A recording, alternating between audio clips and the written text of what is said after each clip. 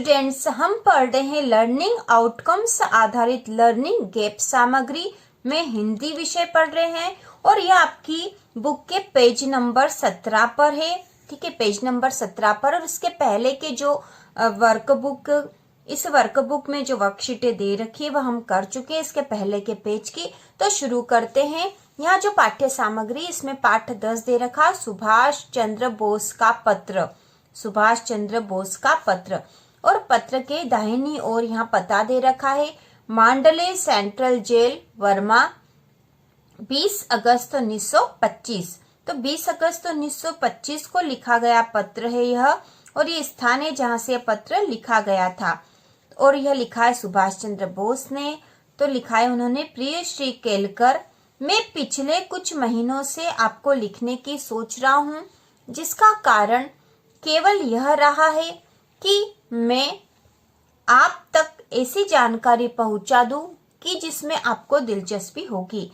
मैं नहीं जानता कि आपको मालूम है या नहीं कि मैं यहाँ गत जनवरी से कारावास में हूँ। कारावास मतलब जेल में हूँ। जब बहरामपुर जेल बंगाल से मुझे मांडले जेल के लिए स्थानांतरण का आदेश मिला था, तब मुझे स्मरण नहीं आया था कि लोकमान्य तिलक ने अपने कारावास काल का अधिकांश भाग मांडले जेल में ही गुजारा था, जब तक मैं यहाँ सशरीर आ नहीं गया। चार दीवारी में यहाँ के बहुत ही हतोत्साहित कर देने वाले परिवेश में स्वर्गीय लोकमान्य ने अपने सुप्रसिद्ध गीता भाष्य ग्रंथ का प्रणयन किया था, जिसने मेरी नम्र राय में उन्हें शंकर और रामानुज जैसे प्रकांड भाष्यकारों की श्रेणी में स्थापित कर दिया। तो इतने पत्र से हमें स्पष्ट हो जाता कि सुभाष चंद्र बोस को जो है मांडले जेल में भेज दिया गया था, और जब वो यहाँ आए तब उन्हें पता चला कि इस जेल में उनके पहले लोकमान्य तिलक भी रह चुके हैं, और यहीं से उन्होंने अपना प्रसिद्ध ग्रंथ गीता भाष्य भी लिखा था। जिस वार्ड में लोकमान्य रहते थे वह आज तक सुरक्षित है, यद्यपि इसमें फेरबदल किया गया है और बड़ा बनाया गया है। हमारे अपने वार्ड की तरह वह लकड़ी के तख्तों से बना है, जिसमें गर्मी में लू और धूप से, वर्षा में पानी से, शीत ऋतु में सर्दी से और सभी ऋतुओं में धूल भरी हवाओं से बचाव नहीं हो पाता। मेरे यहाँ पहुँचने के कुछ ही क्षण बाद मुझे उस वार्ड का परिचय दिया गया।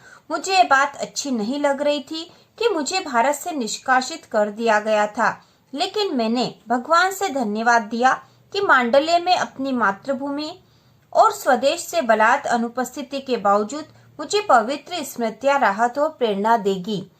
ऐसे ही अन्य जेलों की तरह यह एक ऐसा तीर्थ स्थल है जहाँ भारत का एक महानतम सपूत लगातार 6 वर्ष तक रहा था।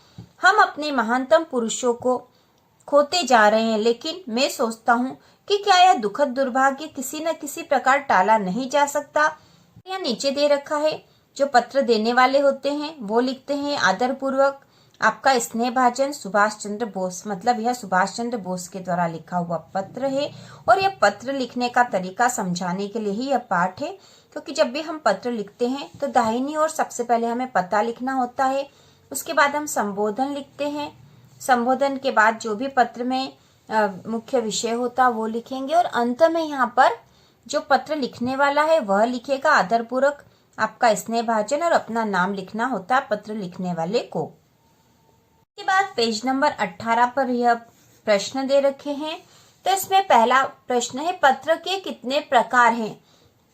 तो इसका उत्तर आएगा पत्र के 2 प्रकार है। तो यहाँ मौखिक प्रश्न पूछने का है।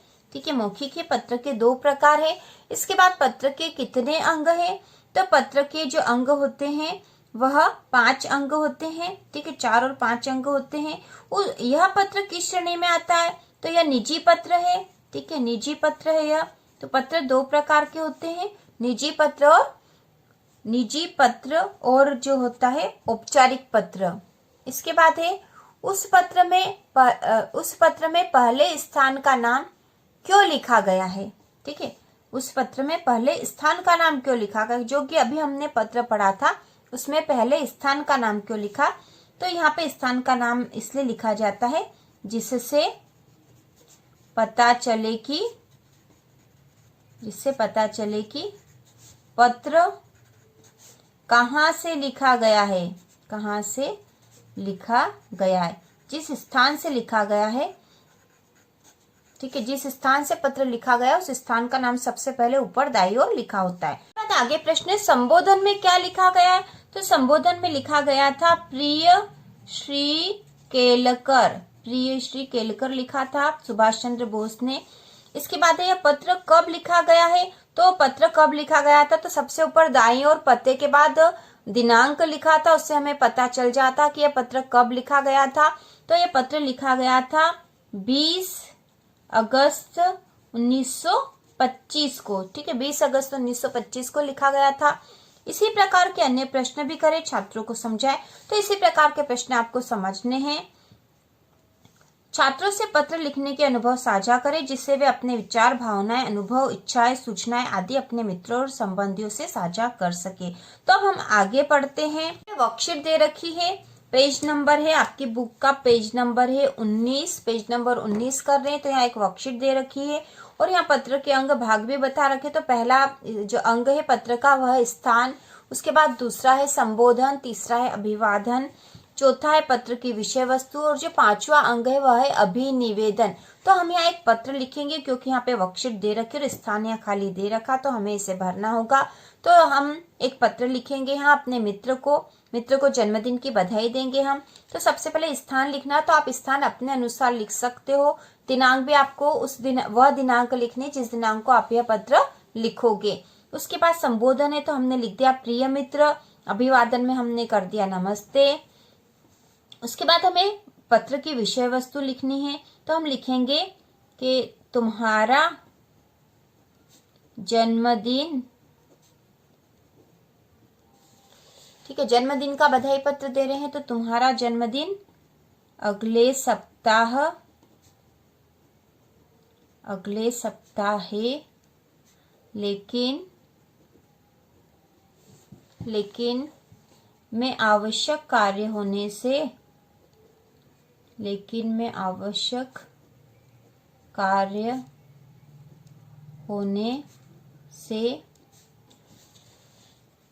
जन्मदिन पर नहीं आ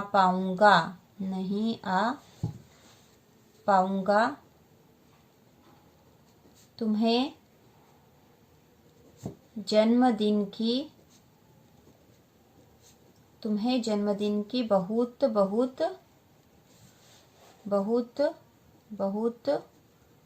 शुभकामनाएं, ठीक है, बहुत बहुत शुभकामनाएं दे देंगे हम अपने मित्र को, शुभकामनाएं, ठीक है। तो इस प्रकार यहाँ पर हमने मित्र को जन्मदिन का बधाई पत्र लिख दिया है। उसके बाद अभिनिवेदन में आ जाएगा तुम्हारा प्रिय मित्र, ठीक है, और अपना नाम यहाँ पर हम लिखेंगे। तो इस प्रकार से हम एक पत्र लिख सकते हैं। उसी प्रकार जो अगला है, तो ये एक प्रार्थना पत्र है क्योंकि कार्यालय का नाम लिखना है हमें, तो हम यहाँ पे एक प्रार्थना पत्र लिख देंगे। अपने कक्षाध्यापक के नाम से लिख देते हैं, तो हम कक्षाध्यापक के नाम से एक प्रार्थना पत्र लिखेंगे। तो श्रीमान कक्षाध्यापक महोदय, इस प्रकार से लिखा जाता है। और फिर कार्यालय का नाम मतलब पता में लिखेंगे। आपकी शाला का नाम लिखना होगा, आपके स्कूल का नाम, जैसे मॉडल स्कूल भोपाल, ठीक है, ये हमने कार्यालय का पता लिख दिया। अब यहाँ विषय लिखना है, ठीक है, विषय हम लिखेंगे। हम जो कक्षाध्यापक के नाम से लिख रहे हैं, तो हम अवकाश के लिए लिख रहे हैं, अवकाश देने हेतु। अब हमने लिख दिया महोदय। नम्र निवेदन है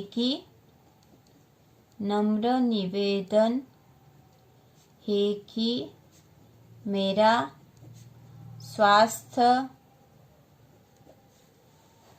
स्वास्थ्य खराब हो जाने से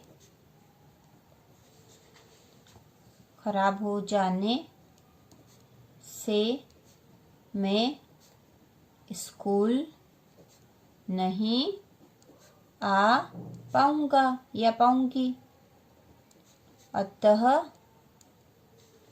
अतः मुझे अतः मुझे 3 दिन का अवकाश देने की कृपा करें। ठीक है, तो इस प्रकार हम यहाँ पर प्रार्थना पत्र लिख देंगे। ठीक है, उसके बाद यहाँ पर हम लिखेंगे अभिनिवेदन में हम लिखेंगे आपका शिष्य या शिष्या, और स्थान जिस स्थान से आप लिख रहे हो, और दिनांक जिस भी दिनांक को आप यह पत्र लिखोगे तो वो दिनांक का लिखने।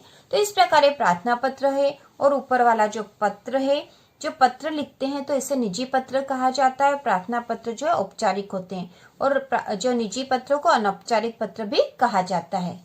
इसके बाद हम करेंगे वर्कशीट 2, जो कि आपकी बुक के पेज नंबर 20 पर है, और इसमें प्रश्न पूछे गए हैं। तो पहला प्रश्न है, पत्र में पत्र लिखने का स्थान किस ओर लिखा जाता है? तो पत्र लिखने का स्थान हमने देखा है दाईं ओर लिखते हैं। इसके बाद दूसरा है, पत्र लिखने का दिनांक कहाँ लिखा जाता है?